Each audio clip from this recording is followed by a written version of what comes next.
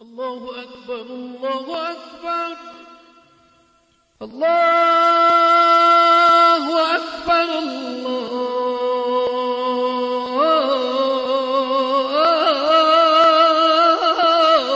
الله أكبر أشهد أن لا إله إلا الله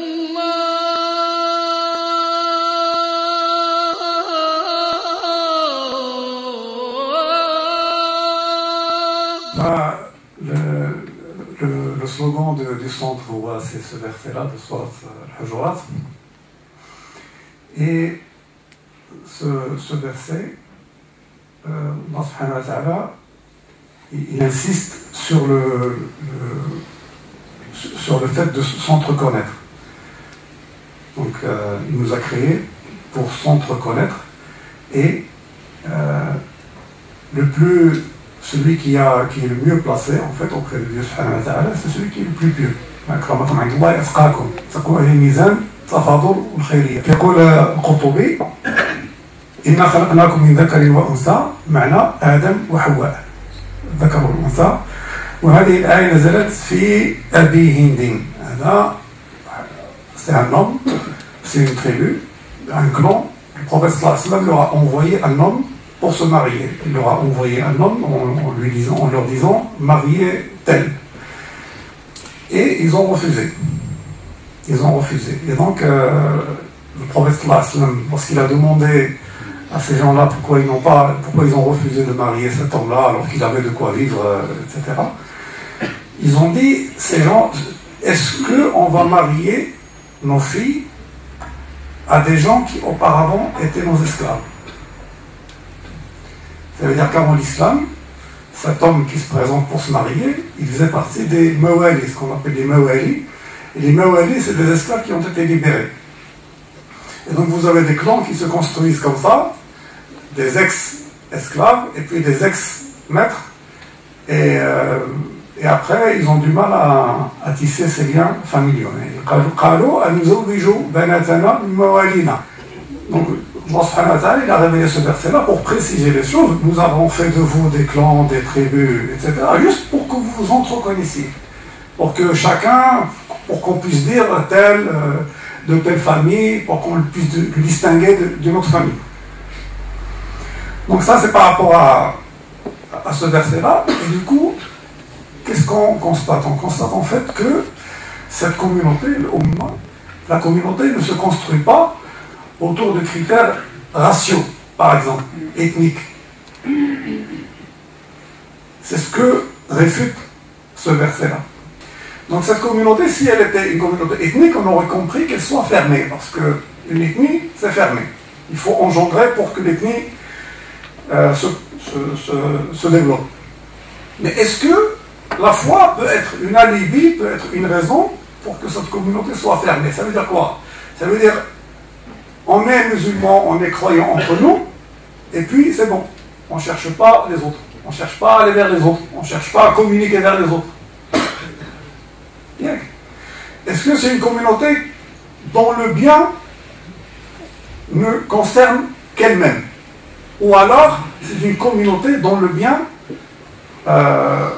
traverse vers les autres? J'ai ici un verset. Donc ce verset-là, à première vue, on pense que c'est un verset dont les seuls bénéficiaires sont les musulmans. Allah subhanahu wa ta'ala ici nous dit adorez Dieu et soyez bons. Soyez bons, c'est une traduction.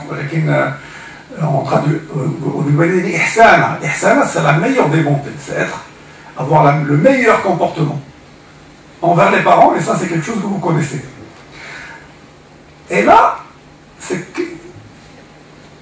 un musulman qui a des parents musulmans, il va penser que, voilà, les parents, moi je suis musulman, les parents ils sont musulmans, et donc Dieu me demande d'être bon envers mes parents. Donc c'est un bien intra-musulman. Vous voyez, ce n'était pas le cas. Ce n'était pas le cas à l'époque du prophète. Donc le bien, la bienfaisance des croyants, elle ne se limite pas aux croyants eux-mêmes. Là, on est les musulmans, on pense qu'aux musulmans, et on ne s'intéresse pas à d'autres gens. Là, Allah subhanahu wa ta'ala, Dieu, il insiste bien que bienfaisance envers les parents, sachant que ces parents-là, déjà à l'époque du prophète, les parents, ils n'étaient pas musulmans. C'est Abu Bakr, son père n'était pas musulman. Il est le premier compagnon du prophète. Voilà, mais ça ne s'arrête pas là. Le verset, il est plus long que ça. Wadi al-Qurba, donc ton frère, et avec ton neveu, ton cousin, tout ça, il faut une bienfaisance envers ces gens-là. Et ces gens-là, forcément, ils sont pas. Il n'est pas dit que ça doit être des musulmans. Allah subhanahu wa ta'ala, il précise, si c'est quelqu'un qui doit être croyant, il le précise. Quand il demande d'affranchir un joug, croyant, il le dit. Affranchir un joug, croyant. Et quand c'est affranchir un joug, généralement, il le laisse de façon générale. Ici, vos proches, ça veut dire qu'ils peuvent être musulmans ou pas musulmans. Les orphelins.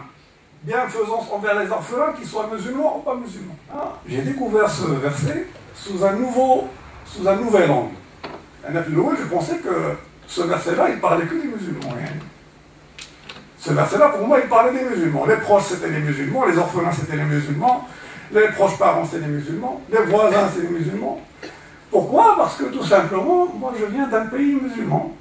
Et donc, dans mon histoire, le voisin était toujours musulman. Et la famille, alhamdoulilah, ils sont tous musulmans. Et donc, j'ai compris ce verset-là comme étant le bien des musulmans va vers les musulmans. Non, ce n'est pas une compréhension qui est juste. C'est une compréhension faussée, parce que ce verset-là, il a été révélé dans une société où tout le monde n'était pas musulman.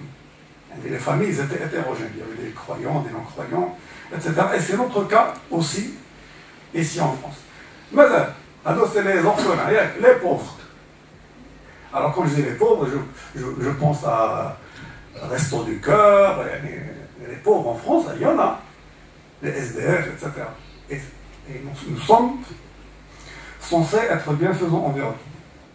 Donc, le voisin, avec un lien de parenté, et le voisin quelconque, il est juste à côté. Le voisin juste par voisinage, il n'y a pas de lien de parenté. Ça veut dire que j'ai fait un voyage dans un bus. Sahib al-Jam, c'est celui qui est assis à côté de moi. Donc nous sommes une communauté qui porte un projet d'ouverture dont le bien transite vers l'extérieur. دابا كيقول لك واش نبداوها بلاتي وحده نديروا الامه وندخل الامه عاد نديروا شي حاجه اخرى. هذا غلط.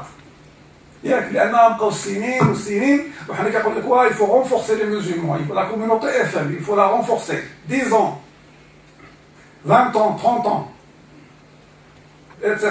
Et on reste toujours dans une enclave. Là, c'est des choses qu'il faut construire ensemble, en parallèle. Parce que ça fait partie de notre éducation. S'ouvrir, faire passer le bien, ça fait partie de notre éducation, ça fait partie de notre renforcement. Quand une équipe prend une attitude défensive, très souvent, elle encaisse un but. Très souvent. Il y en a qui y ressemblent. Alors, une attitude défensive, elle stimule les attaques. On a envie d'attaquer quelqu'un qui est sur la défensive. Donc c'est pour ça que les musulmans, à chaque fois, ils sont attaqués. Ils sont sur la défensive. Donc ça fait du spectacle, ça fait des feux d'artifice, le fait de les attaquer, parce qu'ils vont crier, ils vont sortir. Allez, on va les attaquer encore une fois. Ils vont crier, et là, ils vont s'éteindre. Pourquoi? Parce que notre attitude, c'est une attitude qui est défensive. On est recroquevillé, la communauté, on renforce la communauté, et le bien, il est dans la communauté, mais rien ne sort vers l'extérieur. Donc une attitude défensive stimule les agressions. Par contre, il fait qu'elle a le bien. Si on est musulman que pour nous-mêmes, on sera agressé, on sera attaqué. Si on est musulman pour le bien de tous, là, ça va changer. Là, ça va changer. Inch'Allah, Allah subhanahu wa ta'ala, أن يكون الشهر هذا فاتحة خير ويأتينا فيه إلى صراط السبيل. الله أكبر الله أكبر.